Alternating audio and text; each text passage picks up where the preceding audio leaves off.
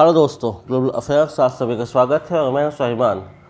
Finally US और Russia मिले हैं सऊदी अरबिया में to discuss Ukraine Russia war. ये सारी मीटिंग्स को देखकर ज़ेलेंस्की को वाकई अच्छा नहीं लगा होगा, क्योंकि उनके लिए ऐसी कोई भी व्यवस्था नहीं की गई कि वो इस मीटिंग में पार्टिसिपेट कर सके। ये बायलैटरल मीटिंग को होस्ट कर रहा है सऊदी अरबिया, जहाँ पर सऊदी अरबिया फैसिलिटेट कर रहा है कि यूएस और रशिया साथ आए और इस वार को कंक्लूड करने की दिशा में कुछ कदम आगे बढ़ाए। जैसे ही ये मीटिंग शुरू होने वाली थी इन सऊदी अरबिया, यूरोप में हड़कंप मच गया और जैसा कैसा लग रहा था, एंटिसिपेटेड था कि यूरोप एमरजेंसी डिक्लेयर कर सकता है, एमरजेंसी मीटिंग बुला सकता है। तो वाकई फ्रांस में, पेरिस में यूरोपियन लीडर्स की मीटिंग हुई और उन्होंने इस बात पर डिस्कस किया कि कैसे एकाएक रशिया और यूएसए पास आ गए हैं और यूक्रेन रशिया वॉर को कंक्लूड करने की दिशा में कुछ कदम उठाने वाले हैं, without including Ukraine as a party to this meeting. Ukraine के प्रेसिडेंट ज़ेलेंस्की ने मीटिंग में ये कहा कि हमें अब यूएसए पर बहुत अधिक डिपेंडेंट नहीं होना चाहिए, क्योंकि हमें खुद की एक नाटो बनानी चाहिए, जहाँ पे यूरोपियन नाटो होगी, जहाँ पर हमें यूएस का इन्वॉल्वमेंट की जरूरत नहीं होगी, ताकि हम खुद की फोर्सेस बनाएं और अपने हित को खुद साधें। अब अगर बात करें तो इसको बहुत ज़्यादा लोगों ने सपोर्ट नहीं किया। Only few people supported him in the meeting, क्योंकि देखा जाए तो नाटो में जाने की इच्छा यूक्रेन की थी। यूक्रेन की इच्छा जब हुई कि वो नाटो ज्वाइन करना चाहता है, तो उस वक्त तो उसे यूएस के कॉन्टेम्प्रेरी गवर्नमेंट का सपोर्ट मिल गया, यूरोपियन कंट्रीज़ का मिल गया, जर्मनी का मिल गया, फ्रांस का मिल गया।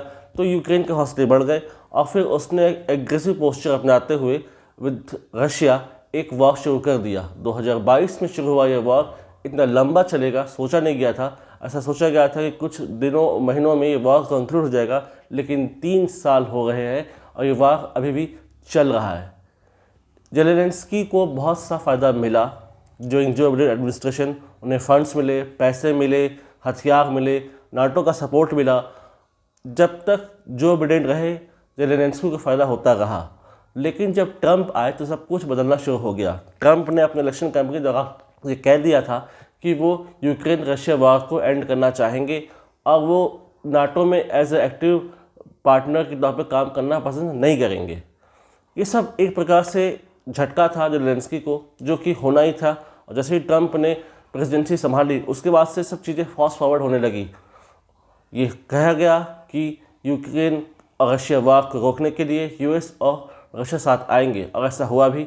सऊदी अरबिया इनकी मीटिंग करा रहा है। इस मीटिंग में US secretary of state Marco Rubio आए हुए हैं और उनके Russian counter part Sergei Lavrov ने भी मीटिंग में हिस्सा लिया हुआ है, और ये लोग प्लान ऑफ एक्शन बना रहे हैं कि कैसे युद्ध को रोका जा सके। दरअसल शायद ज़ेलेंस्की को लगा होगा कि जो फंड्स, जो हथियार, जो सपोर्ट यूएसए से मिला वो फ्री ऑफ कॉस्ट था, लेकिन there is no free lunch in bilateral relations. जो पॉलिटिक्स में कुछ भी फ्री नहीं होता।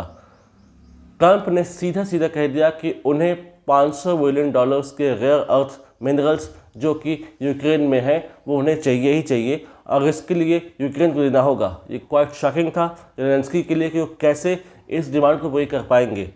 जाहिर सी बात है, कोई अपनी कंट्री के मिनरल्स यूं ही किसी दूसरे देश को तो सपोर्ट नहीं कर देगा, लेकिन ये उन्होंने कहा कि किसी तरह की रिसीट, ये यूएस की फ़ी है for supporting your war efforts.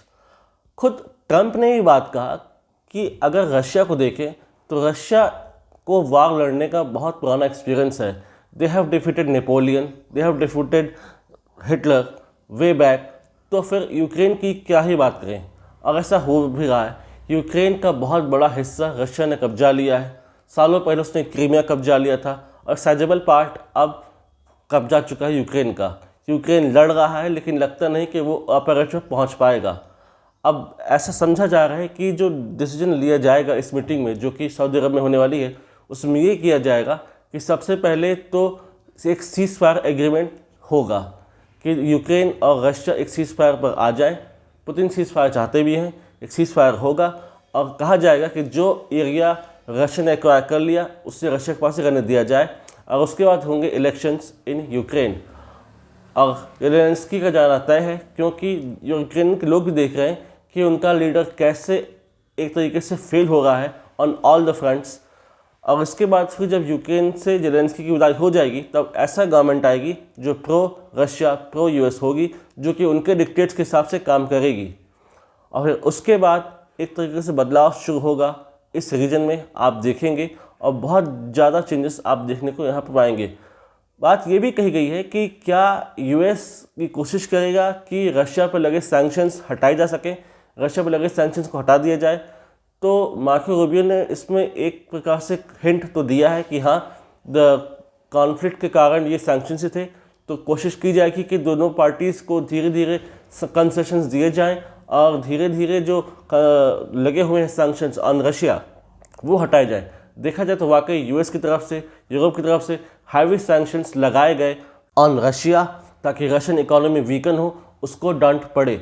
यहाँ तक कि यूरोप ने हमें लेक्चर देना शुरू कर दिया कि हम रशियन ऑयल ना परचेस करें, रशियन प्रोडक्ट को परचेस ना करें, क्योंकि फ्रांस और जर्मनी ने उसे यूज़ करना छोड़ दिया है। तब जयशंकर जी ने ये कहा कि यूरोप को लगता है कि उसके प्रॉब्लम विश्व की प्रॉब्लम है, लेकिन विश्व की प्रॉब्लम उसकी प्रॉब्लम नहीं है, तो ऐसा नहीं हो सकता। We cannot stop buying oil and other products from Russia. तो ये एक प्रकार से यूरोप के मुंह में एक तमाचा था, एक उन्हें वार्निंग थी कि हम उनके डिक्टेट के हिसाब से नहीं चलेंगे। अब आगे क्या होगा? अब आगे ये होगा कि रशियन इकोनॉमी का रिस्ट्रक्चरिंग होगी। जो अमेरिकन कंपनीज रशिया से चली गई थी वापस आएंगी, मास्टर कार्ड, वीज़ा, दूसरी कंपनीज रशिया पर पेनिट्रेट करेंगी।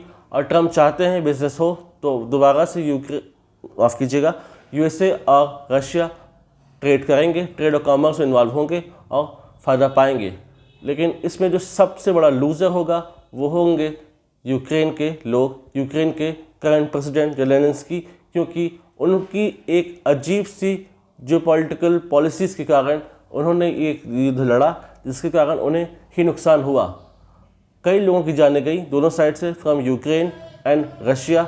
रशिया को नॉर्थ कोरिया की हेल्प लेनी पड़ी, इसमें नॉर्थ कोरियन सोल्जर्स भी मारे गए। तो एक प्रकार से जो रिसीविंग एंड पे है, जो एंड पर है, वो लोअर स्ट्राटा का वो सोल्जर है जिसकी जान चली गई इस युद्ध में।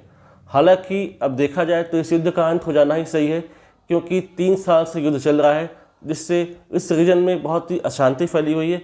और अगर शांति लानी है तो युद्ध का अंत होना बहुत ज़रूरी है। और यूरोप को समझना होगा कि ऐसी कोई भी पॉलिसी साथ में नहीं लानी चाहिए जिसके कारण रीजन में अनस्टेबिलिटी आए और पीस को नुकसान पहुँचे। और अगर यहाँ पर शांति होगी तो वापस से ट्रेड, कॉमर्स फ्लरिश होगा, लोग प्रॉस्पर होंगे और इन लॉन्ग रन पूरे रीजन का ही फ़ायदा होगा, यूरोप का फ़ायदा होगा, यूक्रेन का फ़ायदा होगा, रशिया का फ़ायदा होगा और ओवरऑल पूरे वर्ल्ड का फ़ायदा होगा। इससे रिलेटेड इन्फॉर्मेशन पर हमारी नज़र रहेगी। कोई इन्फॉर्मेशन यदि आती है, I will make a separate video this regard. Do like, comment, share, subscribe the video and widely spread this video for the knowledge of people. यदि आप हमसे जुड़ना चाहते हैं तो आप इंस्टाग्राम और टेलीग्राम के थ्रू जुड़ सकते हैं। The link is given there in description. Do like, comment, share, subscribe and widely spread this video. Thank you. जय हिंद, जय भारत।